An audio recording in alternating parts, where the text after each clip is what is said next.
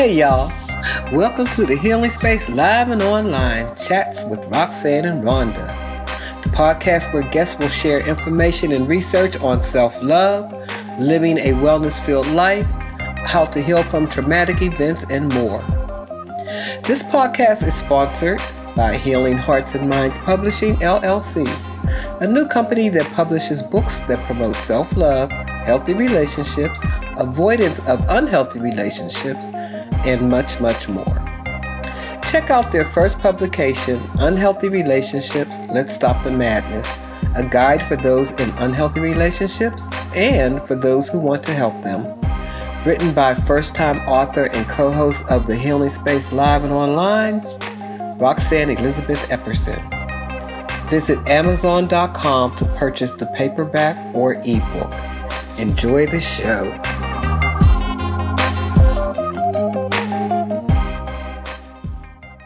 Hey, y'all. Hey, welcome to episode 1 of Healing Space Live and Online. This show brings you weekly chats with Roxanne and Rhonda on various empowerment topics that promote a healthy mindset that will lead to healing after suffering traumatic events, including domestic or sexual violence or other forms of trauma.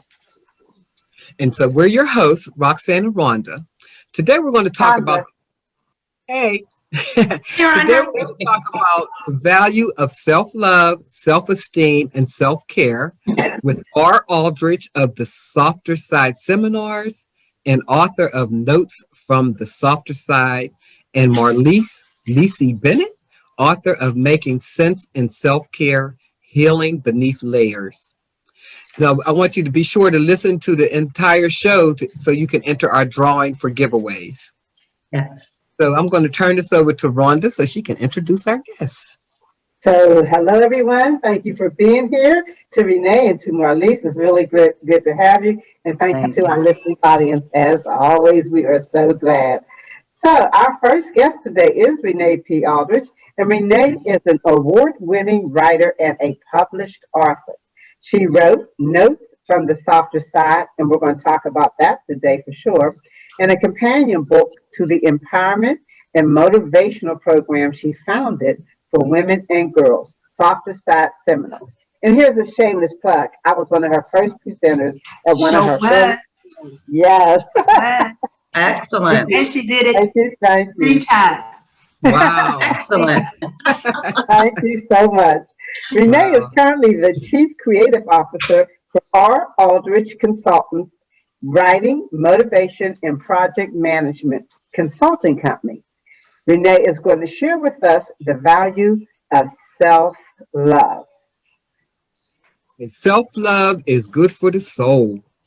So hi, Renee. We thank you so much for joining us today. And our first question for you is a challenge question. Okay. So we would like to know, we often hear people say, okay, self-esteem, here we go again, always talking about self-esteem. So we would like to know if you could describe for our listeners the importance of keeping this a relevant discussion. That is a very good question.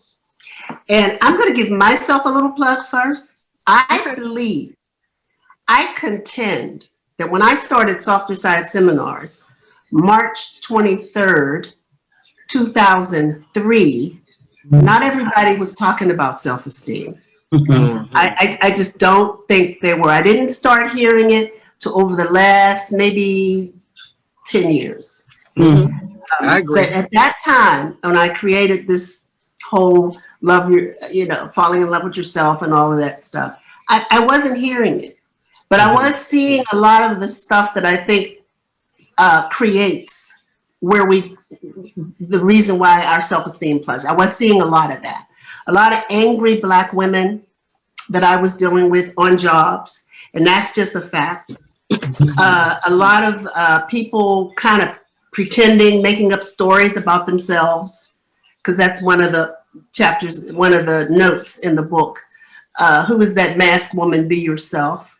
A lot of people that just engage in drama and hid behind it because they didn't want to do the inside work to get their work done. So I did see a lot of that, and a lot of that was deposited in me to give out, to give. And it was because probably I was steeped in low self-esteem myself at that time.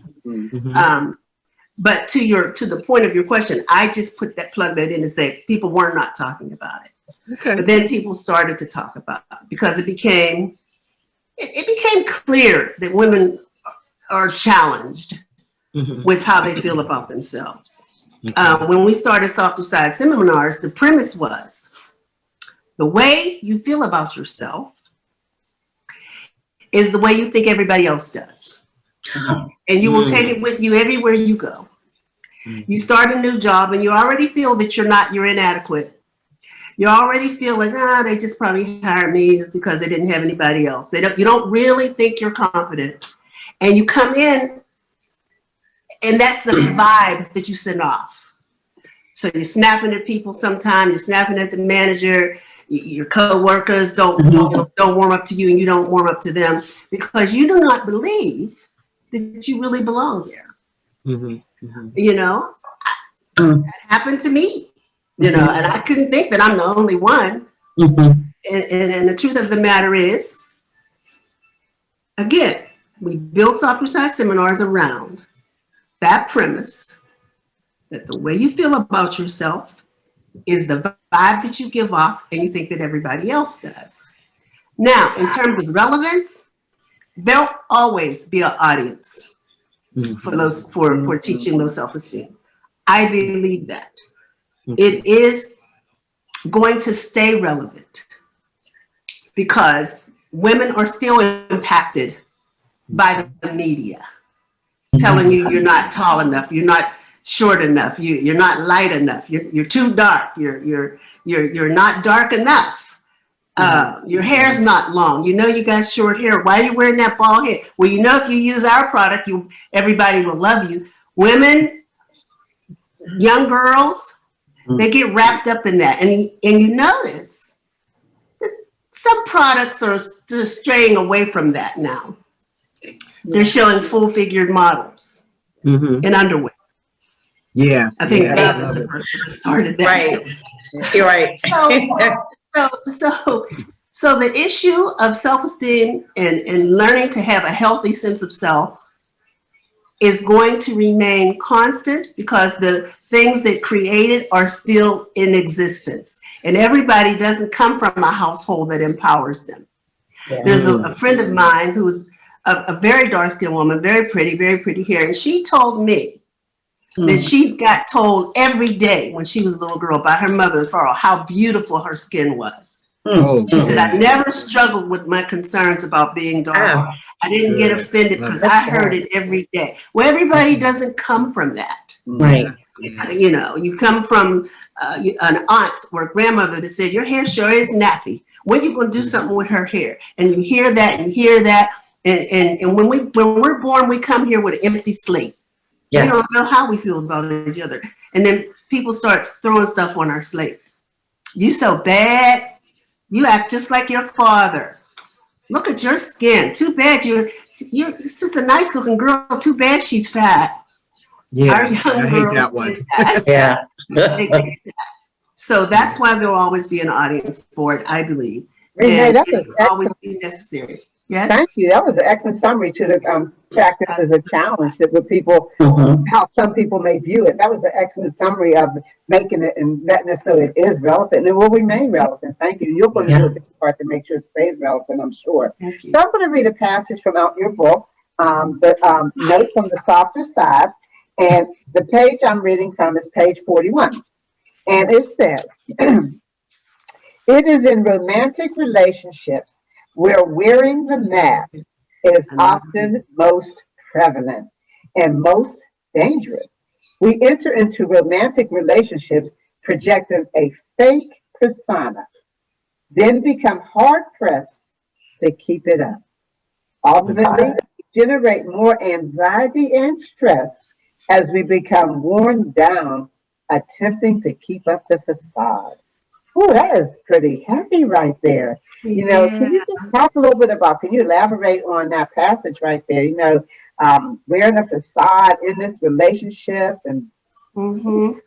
How- Yes, again, we sometimes don't get it that we're enough. Mm. We don't see ourselves clearly. We are enough for the same reasons.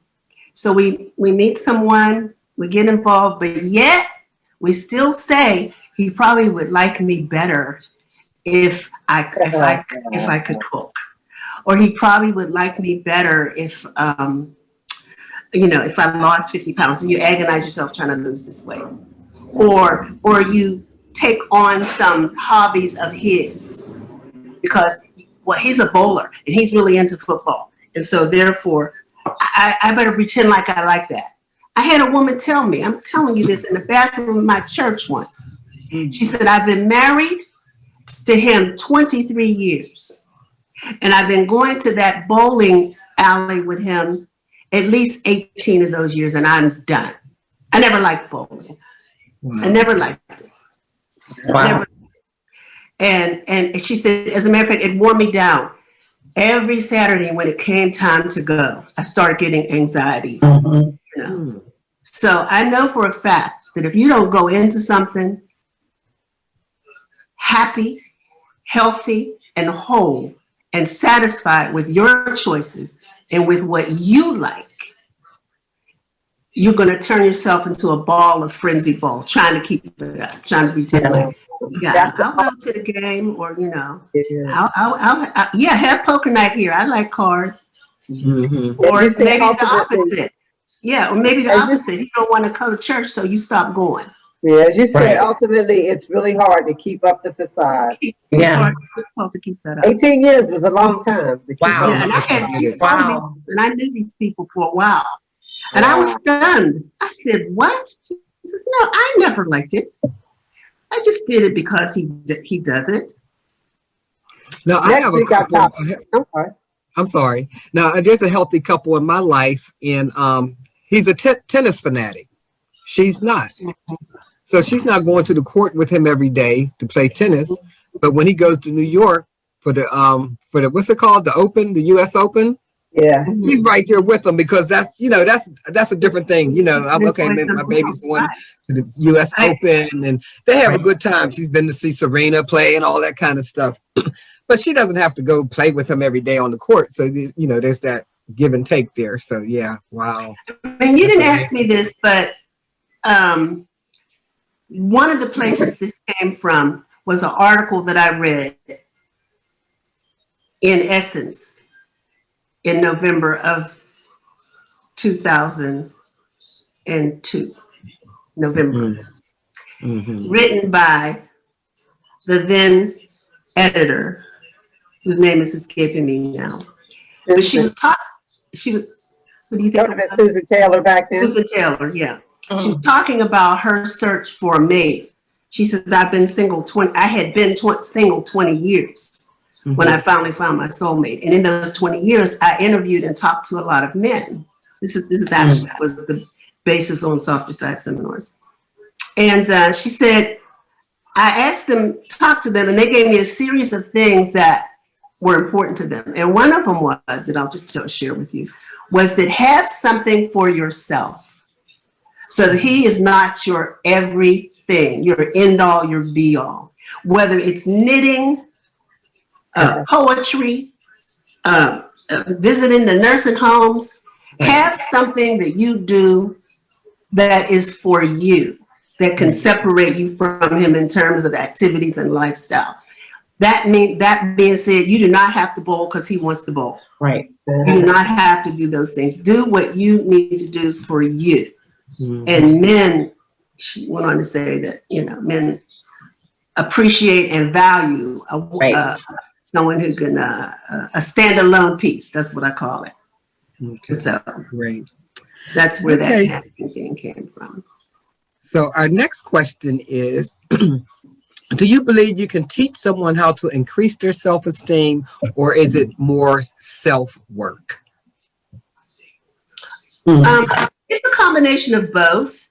Okay. Because in order to develop a healthy sense of self, what my favorite word is intentional. The first thing you have to do is get that understanding. Like if you ask yourself, why am I still with this guy? Mhm. He doesn't even treat me nice. Right. He has other women, but I keep taking him back. Maybe you're 25 and you start to have this conversation, but you don't listen. Right. Right. And then you're 29. You Right. got another guy, but you keep meeting the same guy with a different name. Right. Right. So then you start to figure out, I've got to do something different. Mhm. How do I begin? I got to do something different. I'm the common denominator here. Exactly. Of course, these things you don't always be ready for. You're not always ready. It's like no. When you're ready, you will pick up moves like this. You know what I'm saying? Mhm. So Mhm. you can learn from that, and then it's an evolutionary process. I'm sure it doesn't happen overnight. Right. And then you have to be willing to do the work. And then you have to be intentional. You have to be intentional. It's like a carpenter sitting in front of a piece of wood saying he's going to build a bench.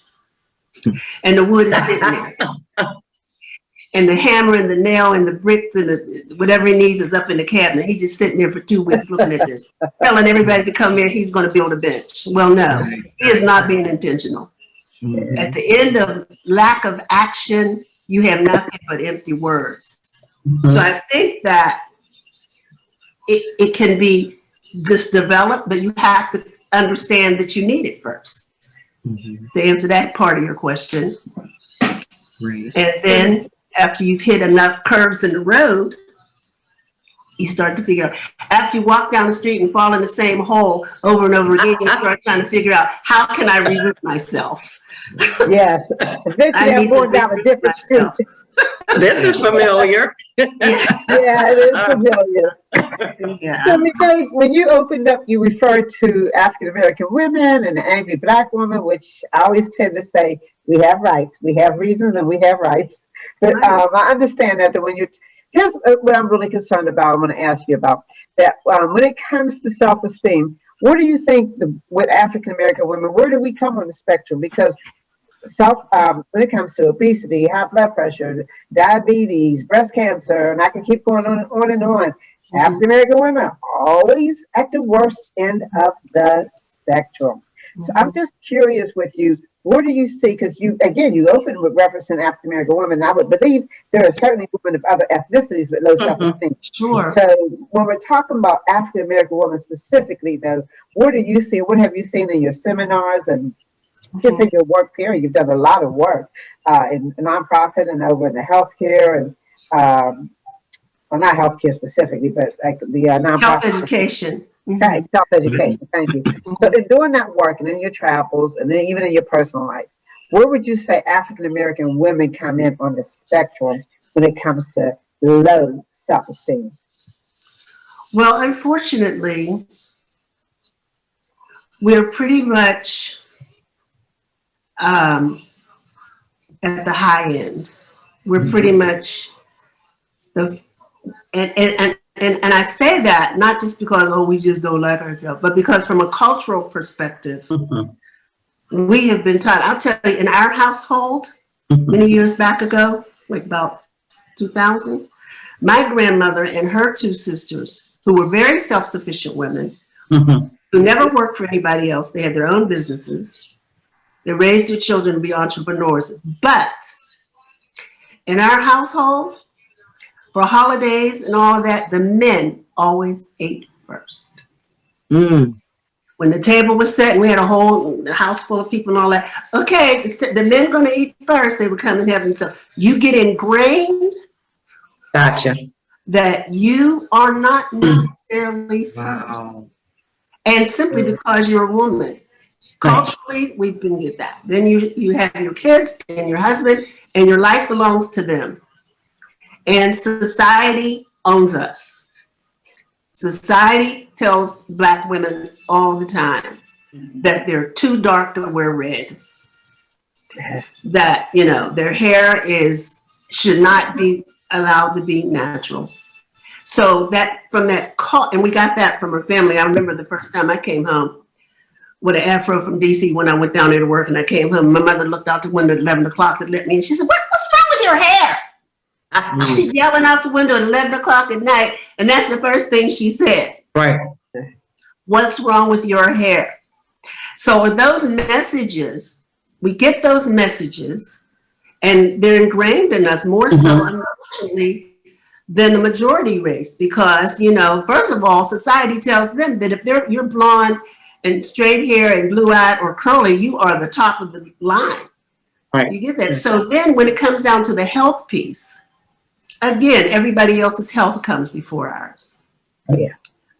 We're not open to talk about, you know, if we have something we don't want anybody to know, or, you know, it's whispered among the community. So therefore, we don't engage that self thing that says, I need to go see about myself so that I can be right for everybody else I love. Wow. It's like, if that answers your question, that I think that's why we are kind of low on that total. A lot of history. A lot of history, Our culture, and then of course the regular media images stuff that tell us that. That's there it is. Well, this was good. I have one final question for you, Renee, but you're not leaving, right? You will be sticking around. Thank you. So, my question for you is, what inspired you to write your book? Oh, the book. Mm-hmm. Oh, okay. Well, I didn't start the book till after I had been doing this workshops and seminars about a long time, 3, 4, 5, Okay. 6, 7, Yeah. maybe 7 years. Mm-hmm. And the book is actually a compilation of all the presentations I ever did at the annual events. Each annual event would have a theme. Mm-hmm. Like one of the first ones was finding your wings. Have you found your wings? Are you flying? And so the way the program was started, I would do a presentation on that. So I wrote them, you know, and I put them maybe in a PowerPoint or something. So I would say in 2014, I began to think about I should have some kind of something to take with me when I go do these presentations. Absolutely. Maybe it should be a flyer, some pamphlets, or maybe I should just maybe try to do a book. I didn't even think about it as definite. Mm-hmm. But I began to collect them up, and I began to rework them from a PowerPoint presentation to see how they looked. And I started putting them in a book form. And that's why they're called notes, these little note papers from the Softer Side. And instead of chapters, they're notes, because each one is a presentation that I gave. But I opened the book with information like, what is self-esteem? And that's where I talk about come here with an empty slate. And I opened it with a very long introduction that kind of said, you know, I wrote this book and loving yourself from the inside out as another added about, you know. And then I started the notes. And I was always going, well, I'm going to do some more, because it's only, the first presentation I ever did was called Steps to the Softer Side. How to enter a softer, more loving relationship with yourself. And there was 9 of them, 9 or 12 or something like that. And I didn't put all of them in the book. Just like, you know, drop the hostility, get over the past, a little something about love, like stay out of the man haters club. And I used maybe like, I think there's 8 in here, 8 in the notes. And I said, let me put these presentations together. I think one time somebody asked me, could they take have a copy of my PowerPoint presentation? And I'm not real territorial about stuff like that. You know, it doesn't bother me. Hey, if you take my stuff and you say you wrote it, that doesn't mean you wrote it. Right.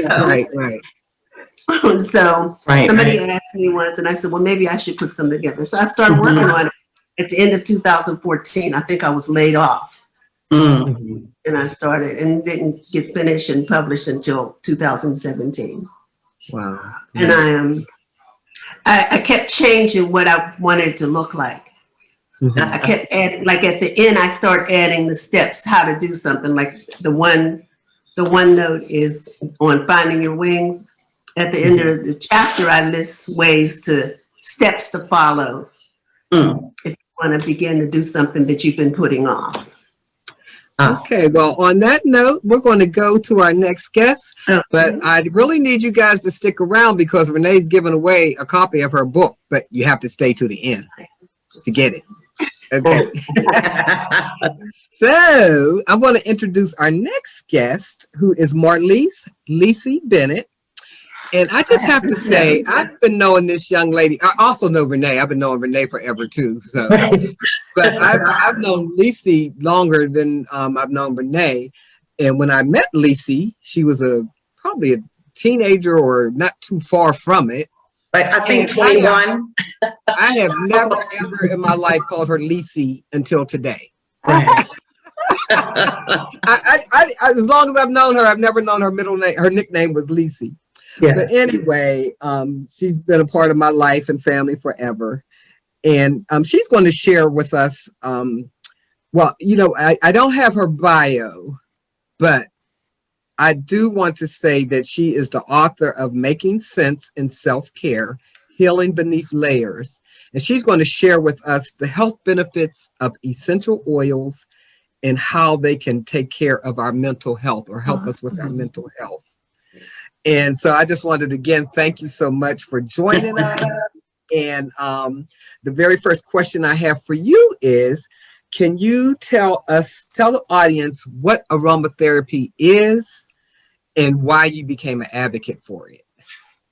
Well, in a nutshell, aromatherapy is the method using scents to heal the mind, body, and soul. That's my own definition.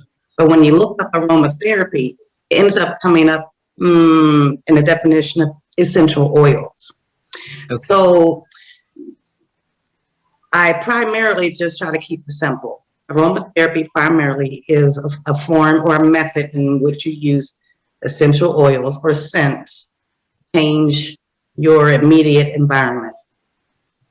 Mm-hmm. Mm-hmm. So, okay. Marlese, I just met you. Do I get to say Leasee? I don't know. Leasee is fine. Yes. Yes. Is Leasee? Say it for me again. Say again. I'm sorry. I was just asking you to pronounce it to make sure I said it right. Yeah, Leasee. Leasee, got it. Okay, thanks, Leasee. So, Leasee, just as a novice, such as myself, not knowing much about aromatherapy at all, where would one start?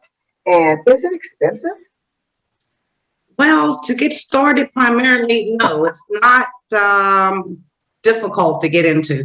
I would like to back up and say I discovered aromatherapy, or should I say stumbled upon aromatherapy very early on in life, probably kindergarten, and didn't understand that that was aromatherapy. So early on in life, I suffered a very traumatic experience. And my only reprieve was walking to school past the bushel of honeysuckle. Oh. And I could tell you that I look forward to that walk to school because I smelled the honeysuckle. Wow. And it changed my whole essence of being affected by trauma. And anxious and worried about what's going to happen next. And I only realized that I've been involved with aromatherapy for all that time just recently when I started journaling.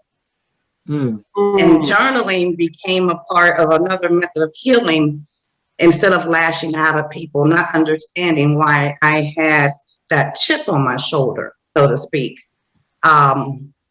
So yeah, aromatherapy I stumbled upon very early on. It's not expensive. And the reason why I say that is because anything that promotes well-being is worth the investment. Right. Okay. I So don't it's a call it matter of where you, expensive. yeah, a matter of how you think about what you're, how you're spending money or how you're doing something, you know. So I could just have a quick follow-up question that, unfortunately, I've lost my sense of smell. You can tell I'm nasally now. I live with allergies, unfortunately, right? And I don't Same have here. a sense of smell. So would aromatherapy be for someone like me who I don't have that sense of smell anymore? Well, I like to say it's temporary. I don't have it right now. Gotcha. Well, when we think of aromatherapy, we only think of the aroma part of the therapy. But when you use essential oils, it is a form of healing where you can use it topical. It's good for pain relief, just a stress relief, a mood lifter. Um, Sometimes you just want to take a break and change the way you feel because of a long day at work. Sometimes it's best to use it a couple drops in your bath water, and that opens up the senses, the sinuses, because I also suffer from a lot of allergies. And I didn't think it would work for me, but I found out that is not the truth. It's highly effective when you use it in a diffuser, and it changes the aroma in your room or your work environment when it's highly stressful. So usually when you can't smell something, another of our senses becomes even more keen. So the taste will in fact take over what you can't smell. And a lot of us don't recognize it. So I'm learning as I go in my journey of self-care using essential oils that it's a multi-layered, highly beneficial, inexpensive, or worth the investment way to take care of yourself opposed to taking prescription medications. And that's another journey that I had ended because it wasn't working. Thank you. Great, Thank you. good stuff. That is very true. So if a primary care physician, a PCP, disagrees with the use of aromatherapy, how can we as patients advocate? What language could we use to advocate for the use of the scents in our self-care? Well, one of the examples I use when I have a naysayer, for instance, would be like our everyday products. If we would think of it in the sense that we actually use it to uplift or clean or better our space and our well-being. Come on, like Pledge, furniture polish. Of course, we want the furniture to be polished, but that aroma from it is a dual effect. And we don't even look at it in regard because we're just worried about what it looks like. But how does it make us feel? Fixed vapor rub, for instance, is another form of aromatherapy we never even think of.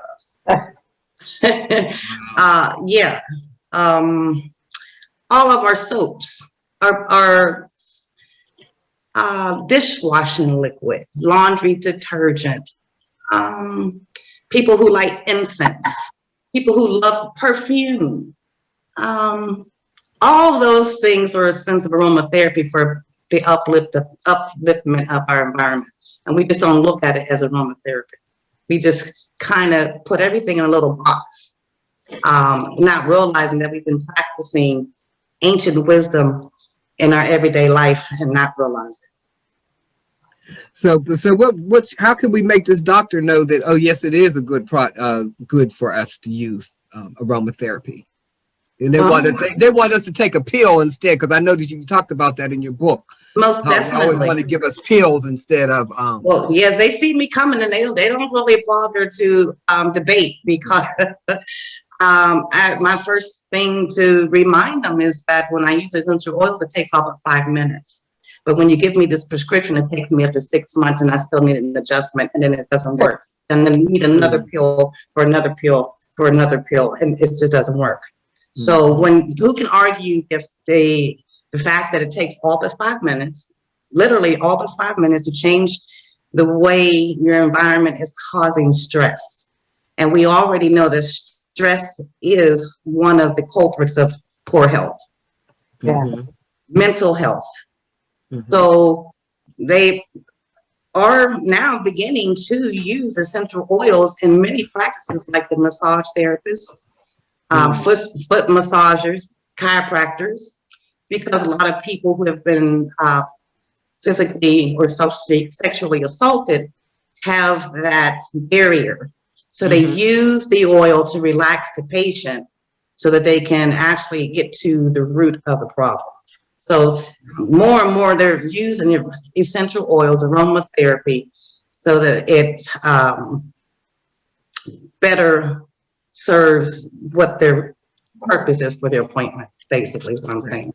Okay, good. So now the final question we have for you is on chapter 8 of your book. Here's our book, Making Sense in Self-Care, Healing. Yes. Look, she got it up too. I got it. Treating my I'm sorry. I see a chapter 8. I'm getting there. Okay. Yeah. Treating my anxiety beneath the layers. Yeah. So I didn't find a passage to read. I just thought I'd ask you to just give us a little overview of what that chapter is about, because I think it's very important. You kind of alluded to it anyway, that, you know, the purpose of the oils and all of that. Right, right. Well, unfortunately, I wasn't ready for this part of the questioning for the chapter 8. I'm sorry. But I'm just going to just look at it quickly and say, in summary,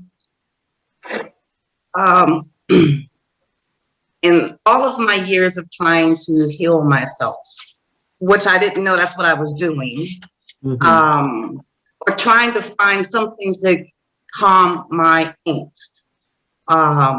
It started with performance anxiety at work. Oh, maybe about 20 years ago, when, you know, you get a promotion and then you're on probation to see how well you do. And it just kept this repetitive, anxious feeling of doom, like frozen in one spot. I thought, oh, let me go ahead and just get that medication they gave me. If I take it for a week, I'll be okay, and I get past that cycle. And more and more I learned it just really wasn't working for me. So what I began to understand is that in order to treat anything, you have to start from the inside out. And so that's what essential oils actually does for me and a lot of other people I talk to. One essential oil I may take for just to calm my nerves, when in fact it's actually treating other ailments that I don't even know I have. Insomnia, for instance, sleep apnea, loss of appetite. And all of those things become the norm when you're highly anxious.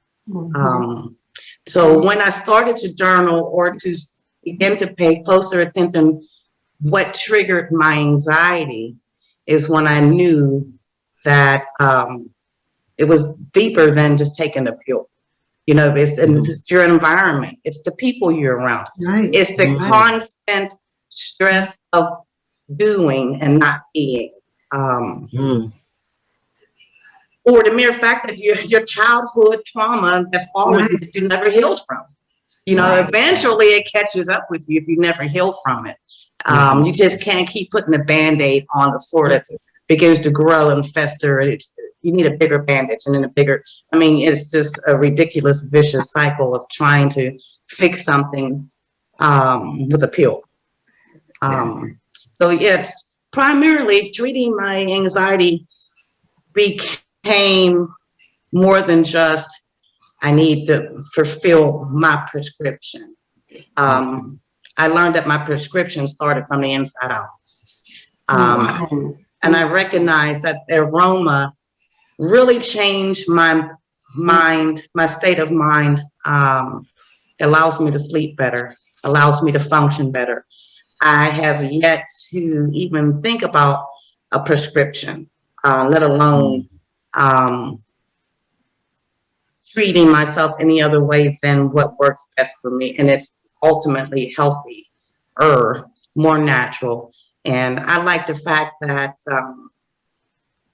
the product is primarily from the earth. It's anything that we need is already here and provided for. Already here. And so when we begin to notice that when we seek external help, we just continue to build the layer of walls that are hard to get through, when in fact we are already empowered. We already have what we need. We just need to know, be still and hear and be aware that what doesn't working, you have to do something different. And I'm happy to say that I talk about essential oils often. They probably think I'm crazy, but that's okay. I'm a happy, healthy crazy. That's all right. Let them think it. That's it. We So, certainly can say what you've talked about here. We could continue to talk about. I am in awe. I am learning. I really appreciate what you were sharing. Thank you so much for even talking about that. From age 5, the honeysuckle bush and what that meant to you. That was so powerful. Oh my! I know. I love Yes. that. I was going to say, I love that story. I know that honeysuckle did it for me.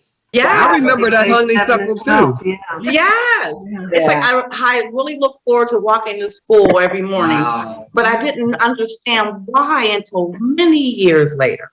Yeah. That's amazing. Many years later, I smell honeysuckle. I said, it's amazing how it started you out on this whole journey of healing, and like as you said, because everything we need is already in the earth. But really listen to what you said, how it is impactful and useful: stress, anxiety, sleep apnea, insomnia, and then it helps you to relax. Those are all so important. And the connection, I'm so glad that we had the two of you here together, because today I see such a connection to self-esteem. When I think about the oils and I think about self-esteem and trying to heal from the inside, how I could use aromatherapy along with that, because I like what you said, Renee. I need to be intentional. I like that word. Right. highly intentional. I like that word. But with self-esteem, I need to be intentional and not wear a facade. Take off the mask. Take off the mask. And be me, and also know that whether it's my complexion, my hair, my weight, whatever it is, I am worthy. None of that's not me. I am worthy, and my self-esteem comes from the inside. So I also like what you said. I'm gonna close with this and turn it over to our plan for our closing, but our final closing. I like that you said, keep something for yourself. Absolutely. I like that. Thank you so much, Renee. Thank you so much, Marlese. And we're delighted to have you as guests on Chats with Roxanne and Rhonda. Thanks for having us. So grateful that I had this. We have another. Where this energy came from, because I've been like, pushing it with these all day, but this feels really energizing. Wow. Yes. And in the interest of full disclosure, I want to say that Marlese and I know each other. Yes, we do. And I also went to school with her brother, but I'm not old. Yes. But I went to school with her mother.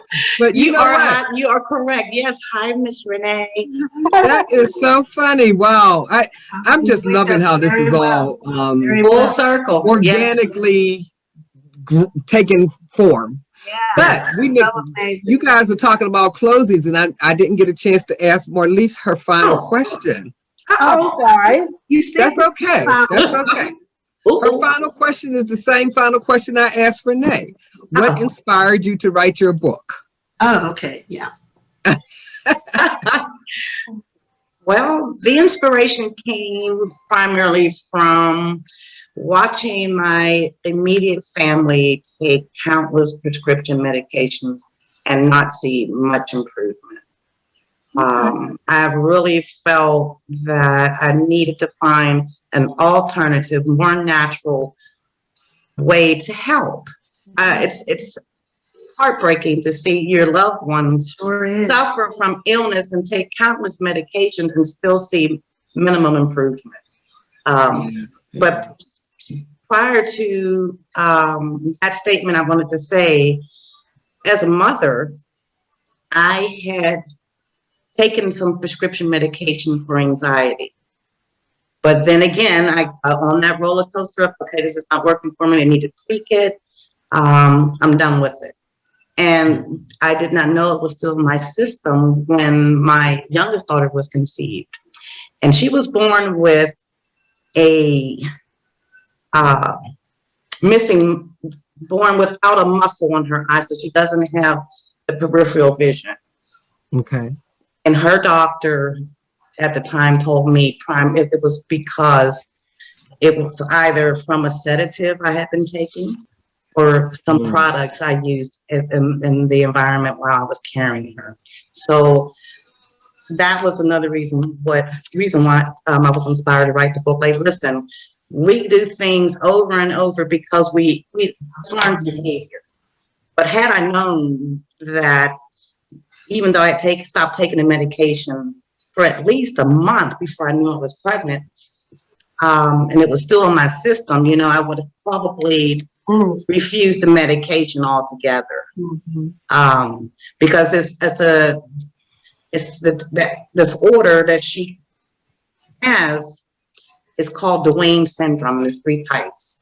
That she fortunately has the least severe, but it's not anything that can be repaired. So that's the other inspiration for writing my book, to let people know there's so many other ways to care for ourselves. We don't have to take the pill. We don't have to. There are some people who need it for life-sustaining purposes, but for anxiety, PTSD, we can do better. We can do different. Yeah, we can. I can't wait to get your book. Thank you. Yes, ma'am. Thank you so much, Yes. ladies. So we're really going to close in a minute here, but one of the things I'd like to say is let the self-care and healing begin. Yes. Okay, everybody, we want the self-care and the healing to begin now. Yes. And we want you to join us next week for our topic, healthy relationships. There is such a thing. We have 2 guests, 2 couples who are living in a healthy relationship. That's Elder George and Linda Fleming, and Pastor Mac and Mrs. Tametta Gray. So that's going to be a lively. You'll enjoy listening to these healthy couples. So, but both of the ladies have agreed to give you guys a copy of their book. Yeah. So the way for you to get that is to send an email to info@warheals.org, and that's WAARHEALS.org. And we will have a drawing. We have our drawings on the last Thursday of the month, because we also have a panel discussion on the last Thursday. We have 3 podcasts and then a final panel discussion. So the last Thursday of the month at midnight, I will be drawing winners for all the giveaways that we have collected. And there was one more thing I wanted to say. Oh man, how did it just leave my brain? Can I just say? Oh, I know what it is. I need to know where can people find you guys? What's your social media networks, or if you have any? Renee? Well, I want to give you that, but I've been doing these motivational moments. Okay. And I wrote something that just happened to have wrote it as one of the first ones that is so appropriate for today. I would love to read it. It's really short. Read it. It's just that it's so appropriate. If it wasn't so appropriate, I wouldn't say, "Oh, can I read my thing?" Well, family, this is not a rigid environment. We're having a good time, and just read it. This is called "The Skin You're In." Yeah. Love the skin you're in. There's more to that saying than meets the eye. Loving the skin you're in means loving yourself from the inside out. And that is the beginning of comprehending the depth and breadth of the love God has for us, and of seeing ourselves as worthy of the best that life can bring. It means respecting yourself so others can see that you command respect. Yes. It means that your heart is open to receiving love, and you have the capacity to give love. Learning to love the skin we are in is the healthiest thing we can do for ourselves. learning to love, honor, respect the gifted woman that God created you to be. Beautiful skin you are in will set the stage for your destiny and lead you to the future God has planned for you. Are you loving the skin that you're in? That was my. Did you say you wrote that? Yeah, I wrote that. Oh, I love it. Absolutely beautiful. That was wonderful. Good. Yes. Thank you. I'm trying to learn how to be less. I'm very wordy, as you can tell, and my writing reflects it a lot. And the woman I wrote this for said, it's a little too long, our readers won't read it. So I was able to condense it to under 200 words. So I thought it was so good for this beautiful evening that we've had. I agree with you. Yes. It was perfect. It was very Absolutely. good. And you know Okay, what? so We tell have folks- to be intentional to love the skin we're in. You have to Yes. be All right now. that which you leaving your destiny to chance, and chances are it won't happen. Right. Wow. You can't leave this stuff to chance. So I appreciate that. Mhm. And Well, tell me how we like can that, find you. My contact, my email is the Softerside 303 at gmail.com. I have my business one, but I'll leave that. I'm on Facebook, Renee Aldrich. There's the Softer Side Facebook page. I am on Twitter, but unfortunately I don't know what that is. I think it's at Renee Softer 3. Well, obviously she doesn't use Twitter that much. And I so- do use it. It's just such a stupid name. I don't. Oh, I don't use mine. use it. I don't. It's just that, Instagram, Renee Bougie. And I didn't think that I was really going to be an Instagram person when I came up with that name. I don't really like it. But that's it. Renee, the Softer Side 303 at gmail.com. That's the easiest. Okay. My Facebook is Softer Side Seminars. Okay. And Keep us posted when you have your next event. Okay, Leasee. Yes, I am not that much out there as of yet. I'm still doing a lot of journal, but I did start a business page on Facebook, ironically calling it Making Sense in Self-Care, where I advertise my book, which it can be found at IamLeaseeG.com. And G is for my maiden name, Grant.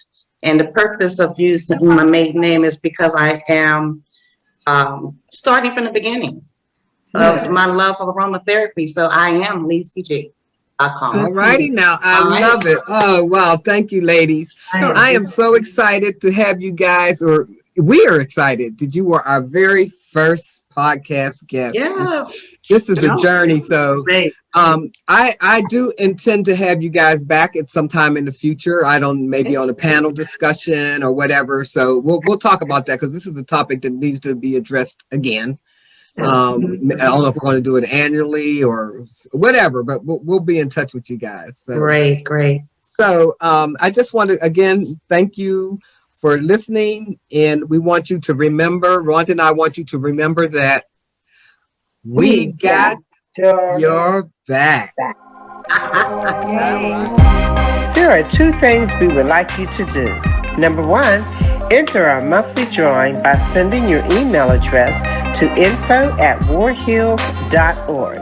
Spelled out, that is info@WARHEALS.org. Put drawing in the subject line.